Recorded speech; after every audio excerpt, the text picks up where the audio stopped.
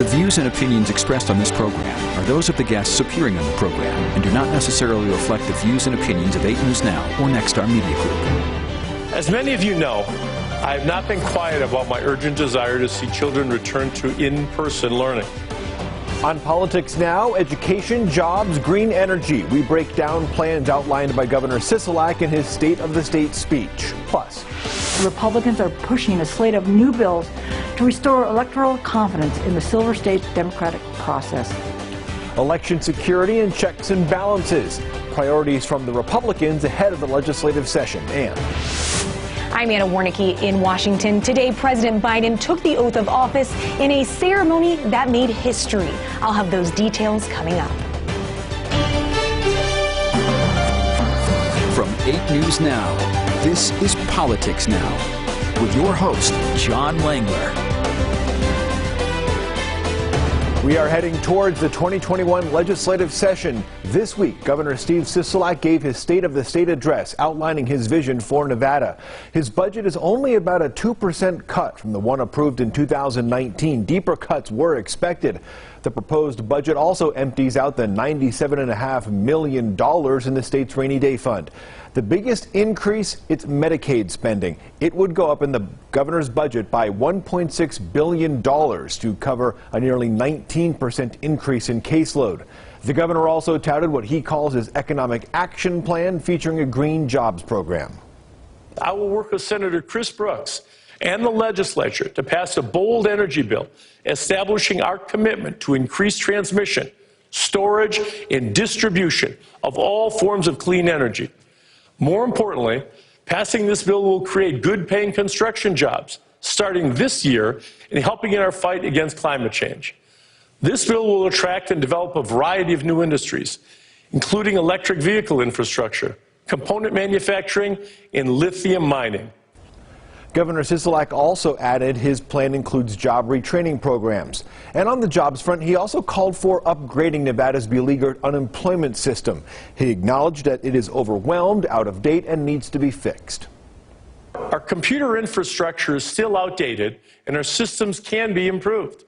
I am recommending to the legislature that we work together to modernize and utilize private sector expertise to help Nevadans in need. More broadly, we need to recover the federal funding dollars that rightfully belong to Nevadans. My goal is to increase Nevada's share of federal grants by $100 million over the next 2 years and by $500 million annually by 2026. Governor Sisolak also wants to use federal dollars to upgrade other outdated state systems. He says his job plan will create 30,000 short-term jobs, 170,000 construction and development jobs, and 165,000 permanent jobs. Another major issue in the governor's budget and the upcoming legislative session has to do with education. That was a key part of the governor's campaign. He says distance learning is only making school harder, particularly for disadvantaged students. As many of you know, I have not been quiet about my urgent desire to see children return to in-person learning, because we will not recover as a state if we leave our children behind. I will do whatever it takes to get our students back in the classroom. That's why we've worked to supply PPE, ensure rapid testing was made available to all school districts, and now prioritize our educators for vaccines.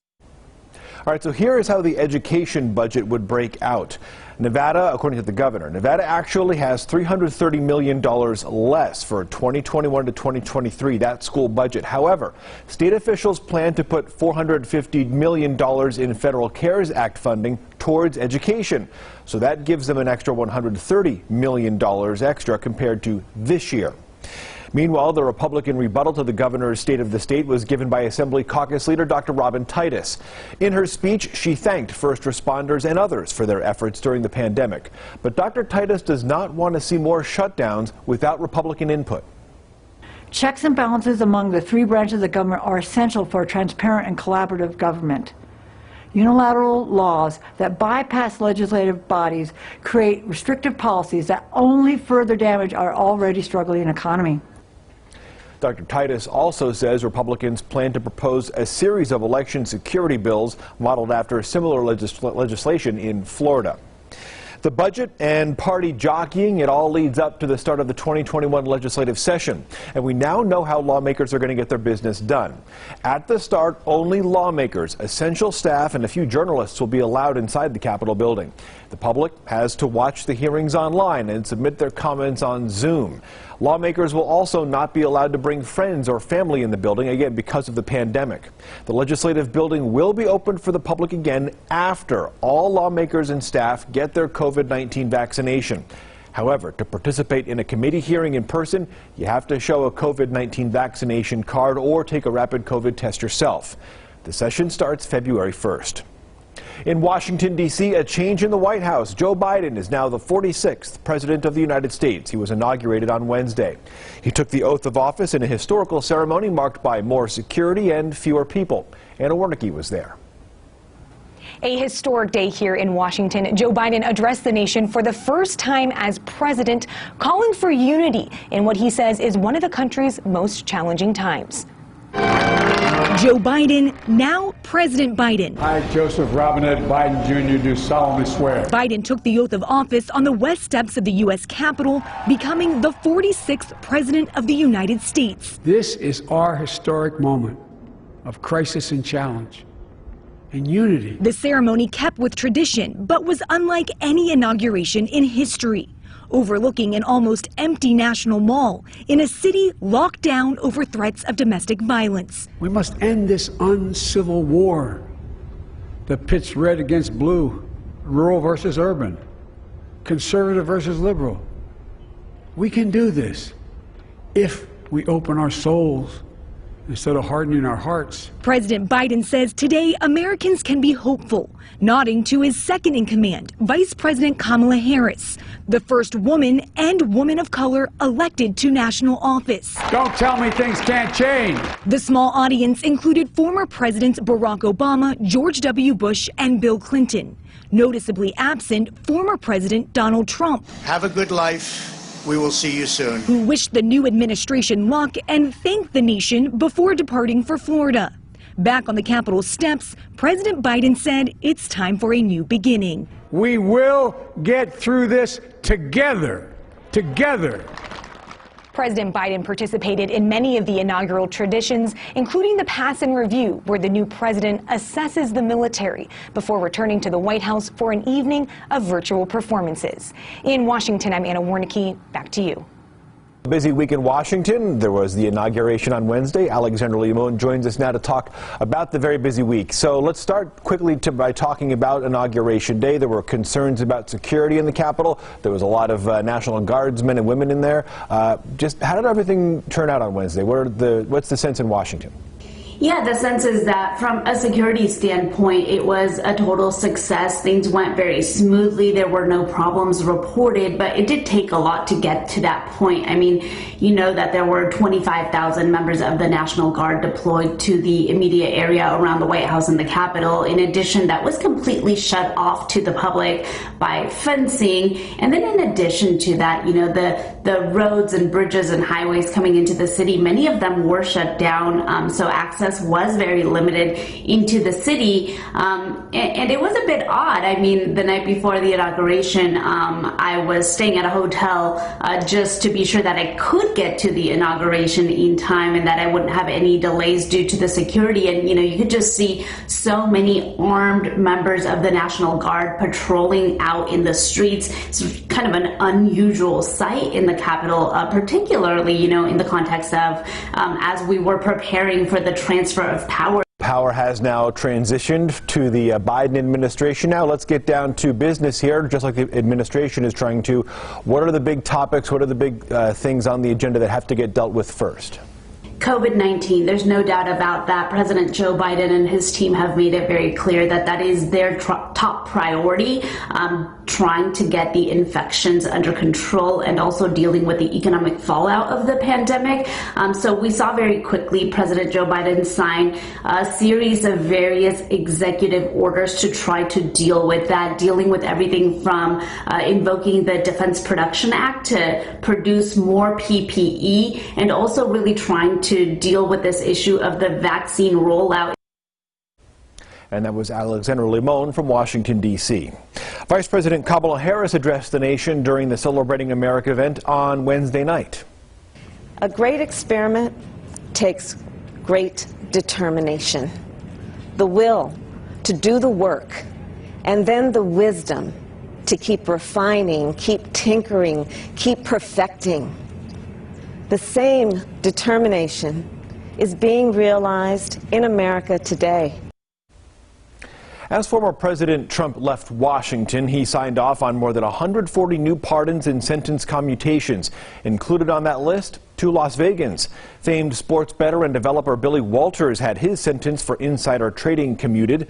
Walters was convicted of insider trading back in 2017. He served part of a 5-year sentence in prison, but was serving the rest of it at home because of the coronavirus. Walters also paid more than $44 million in fines, forfeitures, and restitution. He's considered one of the most successful sports bettors in Las Vegas history. Telemarketer Kyle Komodo also had his sentence commuted. He had served 6 of a 12-year sentence for scamming more than $30 million in a telemarketing scheme.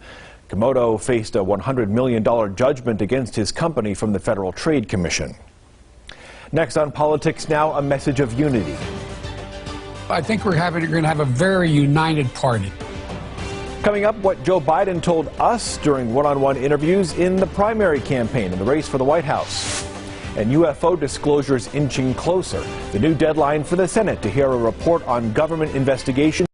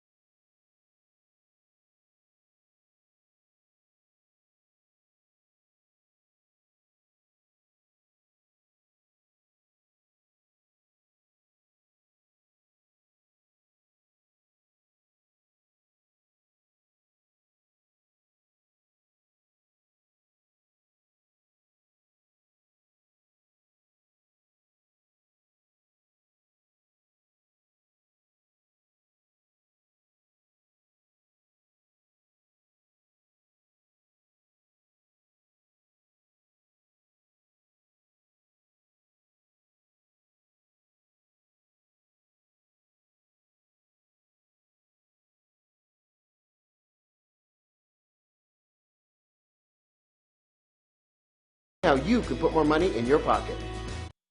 Welcome back to Politics Now.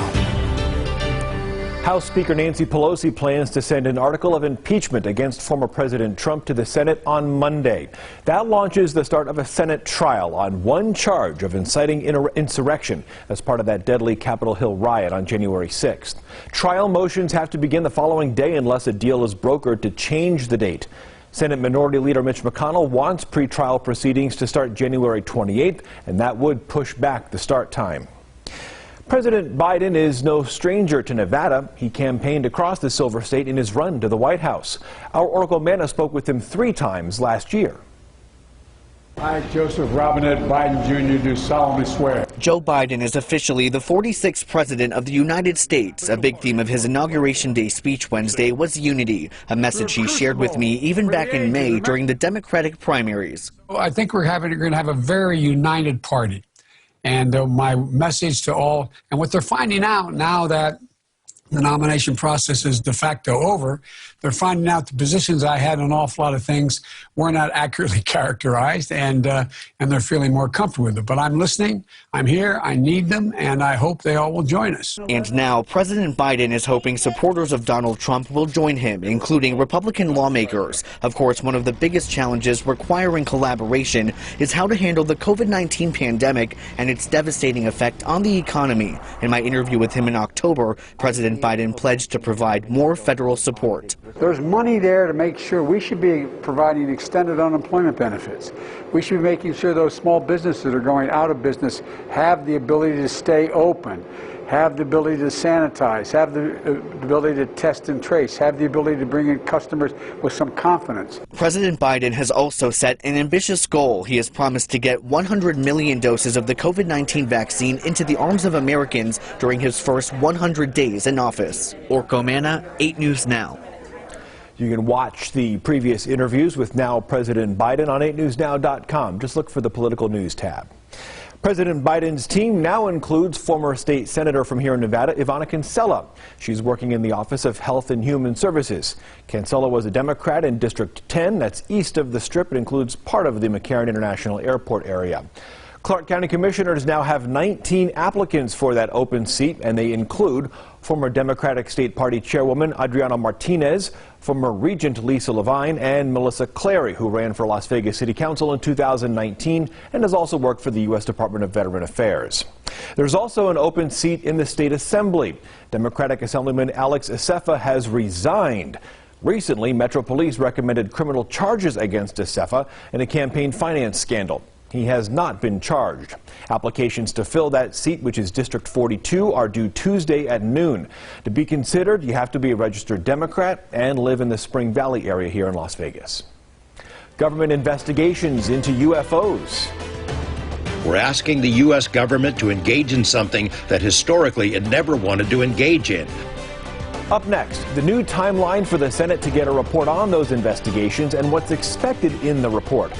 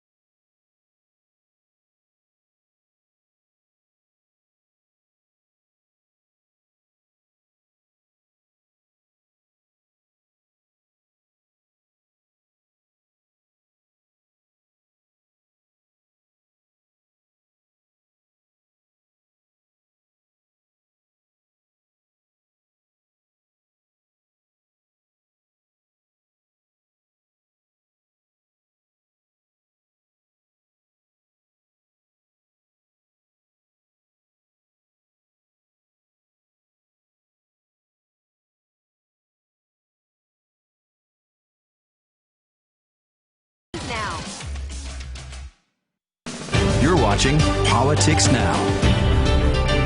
The clock is ticking for the Pentagon's Hush Hush program to investigate UFOs.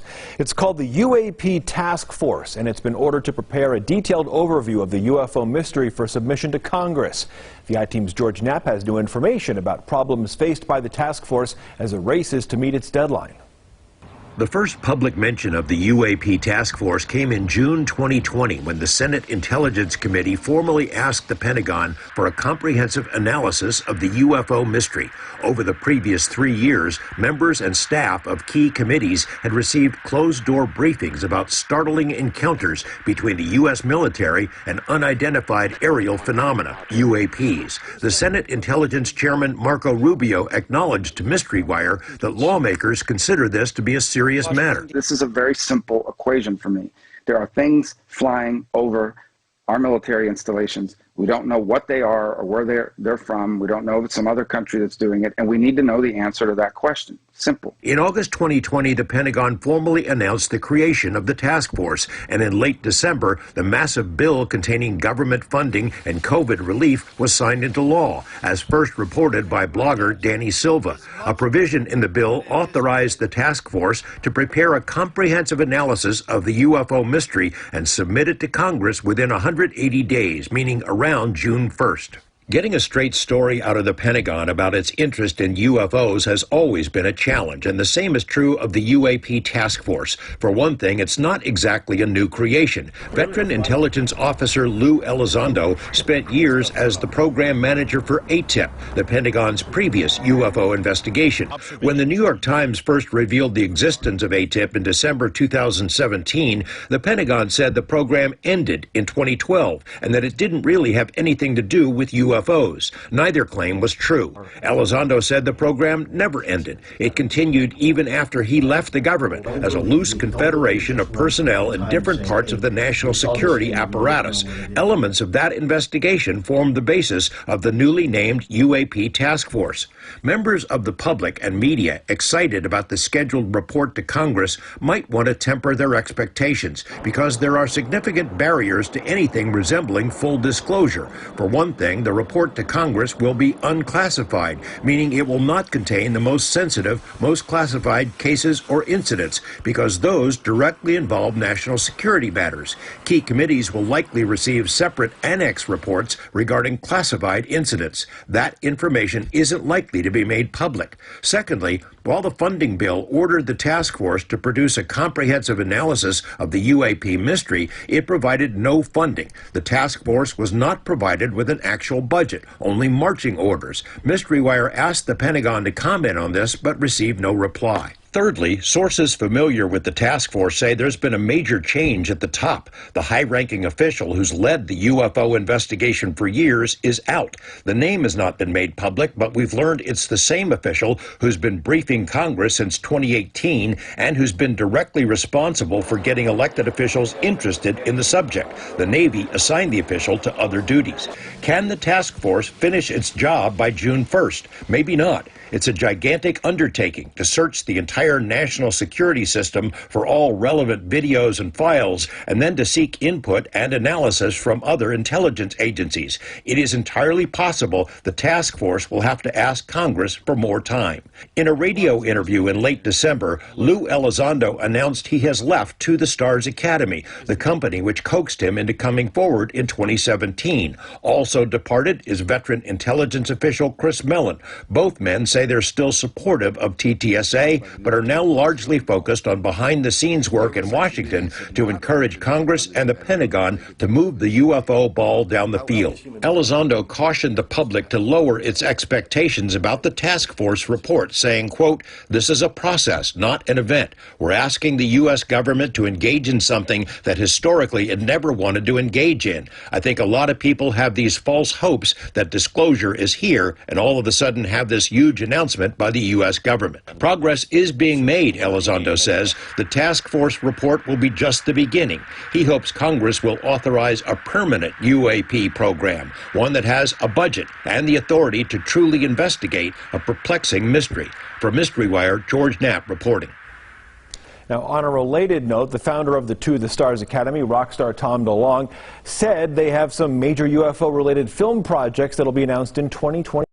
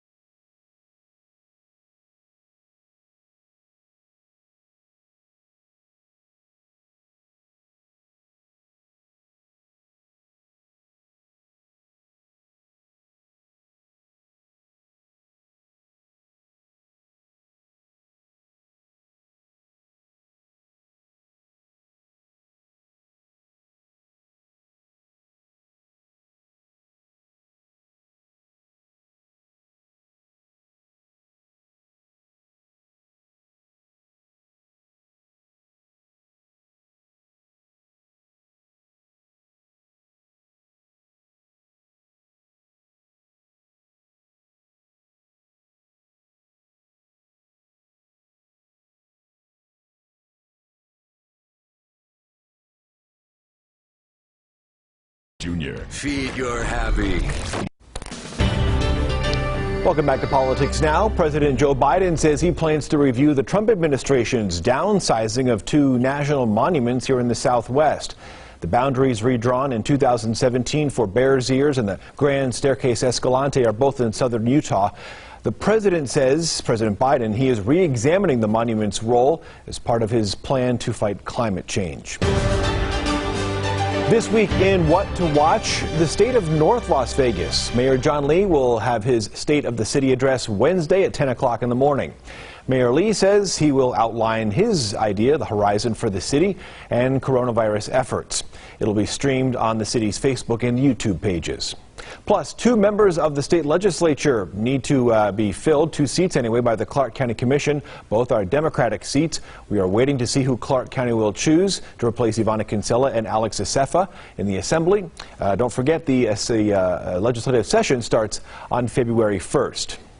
And coming up next week here on Politics Now, we'll take a look at the state Senate, speak with lawmakers there about what they are expecting in the legislative session up in Carson City. Certainly a lot on their plate this year. And we'll also watch to see in Washington, D.C. about a possible impeachment hearing and a trial in the Senate as well. So a lot to watch as we look ahead to next week.